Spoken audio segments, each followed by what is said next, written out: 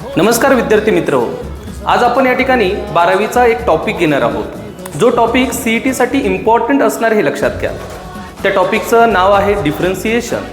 त्या टॉपिकमध्ये बरेच सब टॉपिक्स आहेत का जे मुलांना अवघड जातात, तर त्याच्याविषयी थोडंसं आपण डिस्कशन करूया. येते लक्षात? तर या ठिकाणी आपण पहिले एक्झाम्पल घेऊ आणि त्याचं नंतर मी शॉर्ट ट्रिक्स तुम्हाला सांगणार आहेत. येते लक्षात? सपोज एक एक्झाम्पल घेतो बघा. If y is equal to square root of tan x plus square root of tan x plus square root of tan x plus 2 infinity या टाईपचं एक एक्झाम्पल आहे जे CETला विचारलं जातं. या ठिकाणी फाइंड काय करायचं आहे आपल्याला, तर एक्झाम्पलमध्ये आपल्याला फाइंड आउट करायचं आहे त्याचा डेरिव्हेटिव्ह. काय फाइंड आउट करायचं आहे आपल्याला? डेरिव्हेटिव्ह फाइंड आउट करायचं आहे.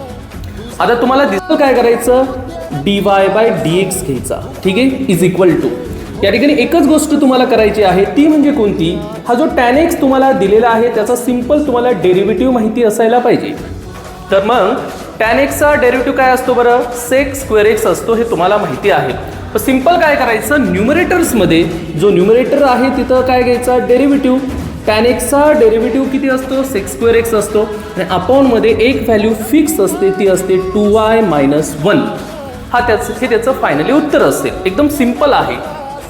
या टाईपचं कोणतंही एक्झाम्पल असेल. अजून एक एक्झाम्पल जर मी घेतलं, y is equal to, suppose एक एक्झाम्पल घेऊया, sin x घेऊया. ठीक आहे, sin x रूट किती या ठिकाणी घेऊया, परत sin x घेऊया, प्लस रूट किती असेल, sin x. हे पण इन्फिनिटीपर्यंत घेतलं आपण. आणि या ठिकाणी पण एक्झाम्पलमध्ये तुम्हाला फाइंड आउट काय करायचं आहे विद्यार्थी मित्र हो, तर dy/dx.